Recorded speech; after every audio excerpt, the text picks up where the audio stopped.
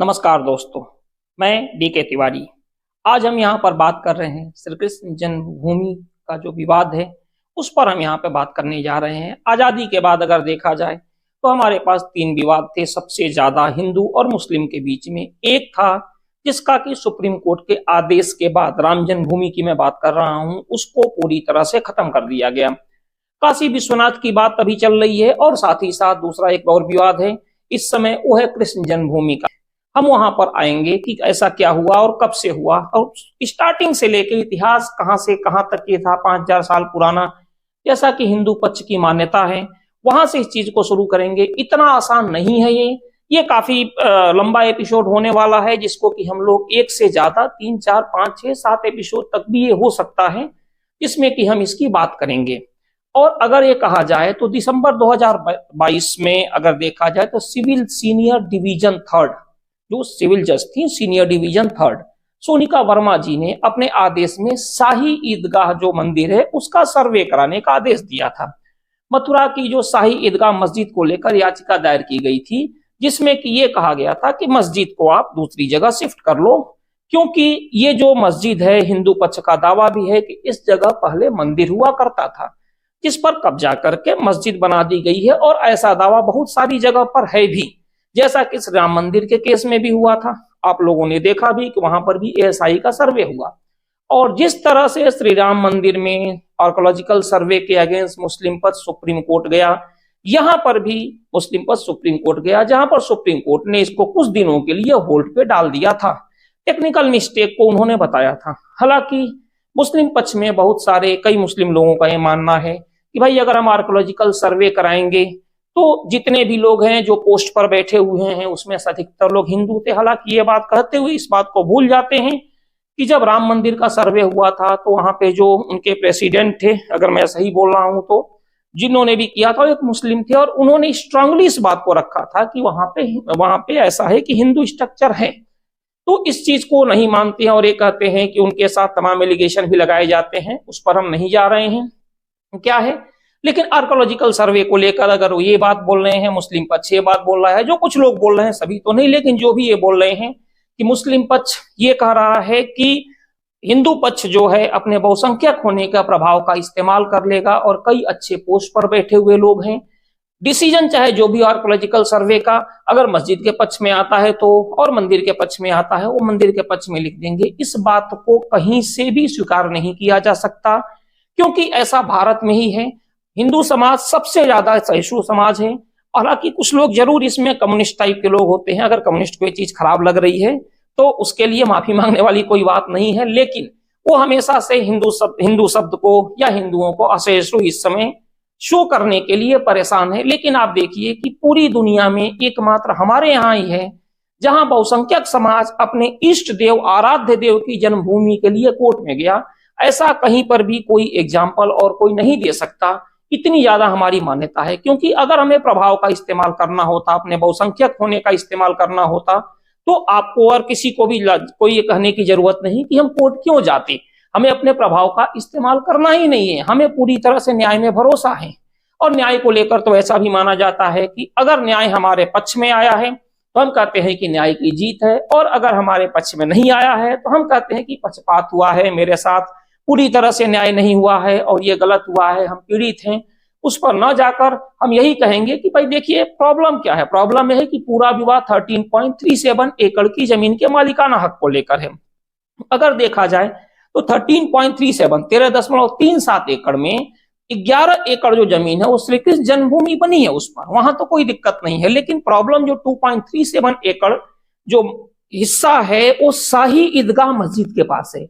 हिंदू पक्ष का यह दावा है कि ये पूरी की पूरी जमीन श्री कृष्ण जन्मभूमि की है, लेकिन वो इस चीज को मुस्लिम पक्ष नहीं मानता है। वो कहता है कि यहाँ पे ऐसा कुछ पहले था ही नहीं। हालांकि स्ट्रक्चर को देखा जाए तो वहां देवी देवताओं के भी स्ट्रक्चर है, और मैं और भी बताऊंगा कि किस तरह से हमारे जो श्री कृष्ण के प्रपौत्र थे वज्रनाभ, उन्होंने कुएं बनाए थे, उस पर भी हम जाएंगे। थोड़ा सा हम इसकी बात थोड़ा सा कर लें कि उनका ये मानना है कि ये जो स्ट्रक्चर बने हैं वो इसलिए भी बन सकते हैं क्योंकि जो भी बनाई गई है हिंदू कारीगर ये सारे स्ट्रक्चर बना सकते हैं। अब ये समझ से परे है कि जो कारीगर हैं वो अपने हिसाब से काम करते हैं या उनसे जो कराया जाता है वो करते हैं।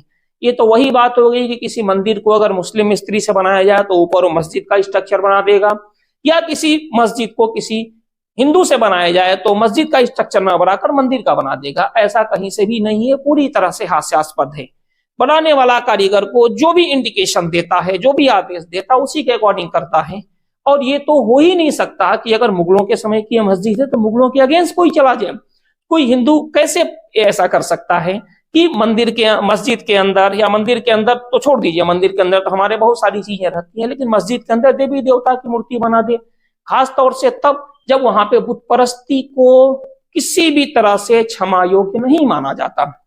ये बात अलग है कि कई लोग ये भी मानते हैं, या ऐसा इस्लाम में कहा जाता है कि जो भी जमीन है, विवादित जमीन है, वहां पर हम नमाज अदा करेंगे तो खुदा कबूल नहीं करता है। लेकिन यहाँ पे देखा गया है, अगर हम बात करें कि मथुरा की, या फिर अगर हम बात करें अयोध्या की, या फिर अगर हम बात करें काशी की, तो यहाँ पे विवादित जमीन पर ही नमाज हो रही है और खुदा उसको कबूल करता है। तो ये ऐसा माना जाता है क्योंकि वो मानते हैं कि ये जमीन विवादित है ही नहीं, विवाद हिंदू समाज खड़ा कर रहा है। लेकिन सोचने वाली बात जरूर इतनी है कि जो हमारा सभ्य समाज है, जितने भी लोग हैं, वो दोहरी बातें क्यों करते हैं? या तो हम विश्वास करें या फिर हम विश्वास न करें। एक तरफ आप ये कहते हो कि कोर्ट का जो भी फैसला आएगा हमें स्वीकार्य होगा, दूसरी तरफ असदुद्दीन ओवैसी जैसे लोग कहते हैं कि हमारी मस्जिद शहीद कर दी गई। ये थोड़ा सा बात समझ के परे है। लेकिन हम तो सीधे आते हैं उस पर कि इसका स्टार्टिंग से कहां से कब स्टार्ट हुआ। तो अगर बात की जाए श्री कृष्ण जन्मभूमि पर, तो ये केशव देव मंदिर का निर्माण ऐसा मान्यता है कि 5000 साल पहले हुआ था।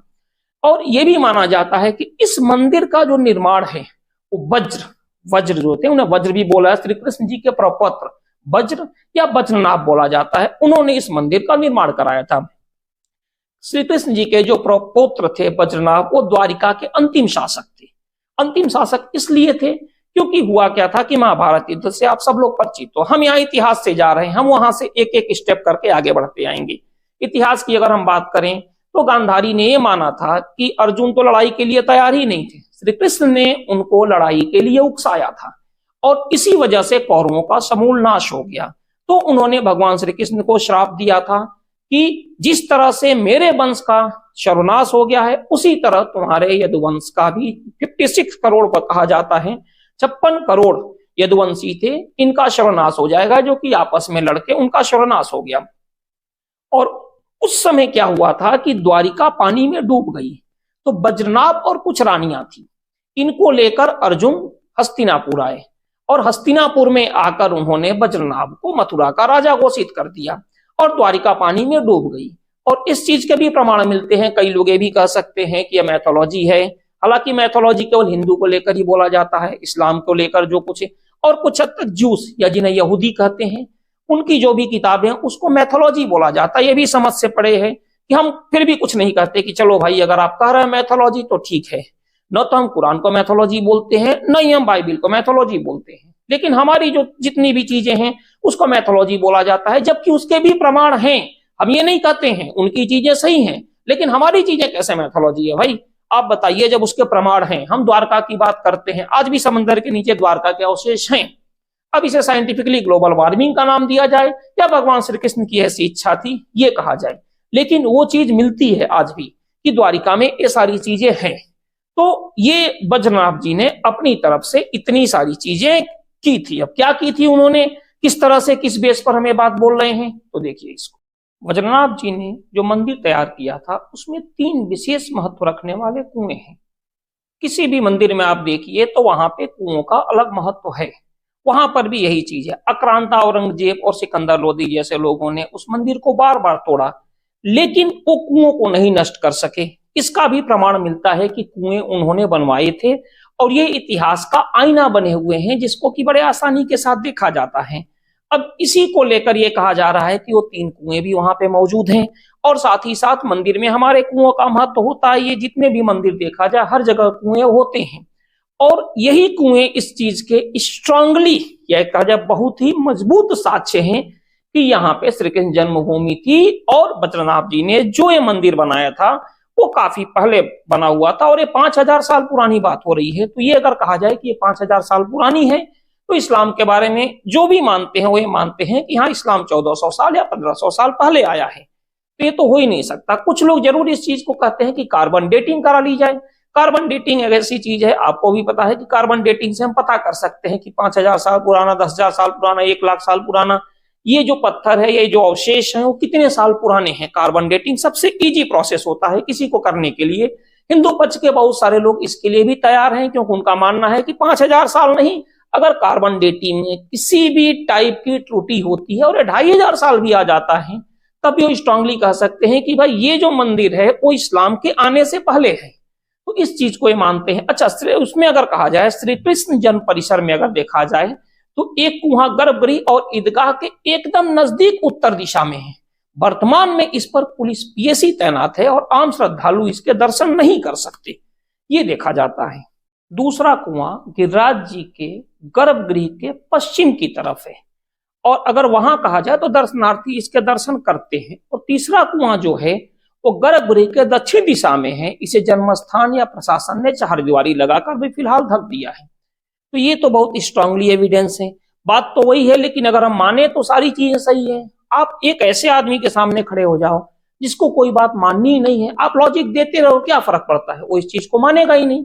अच्छा, दूसरी चीज और भी है कि किसी मंदिर में प्रवेश से पहले हमारे यहाँ स्नान की प्रथा है। तो अगर इसको देखा जाए तो इसकी उद्देश्य से एक कुंड का निर्माण कराया गया था, जिसको भी आक्रांता या ये कहा जाए कि ये जो हमारे मुगल थे, औरंगजेब और ये सारे लोगों ने, गजनी ने भी कई बार इसमें तोड़फोड़ की, उसको नष्ट नहीं कर सके।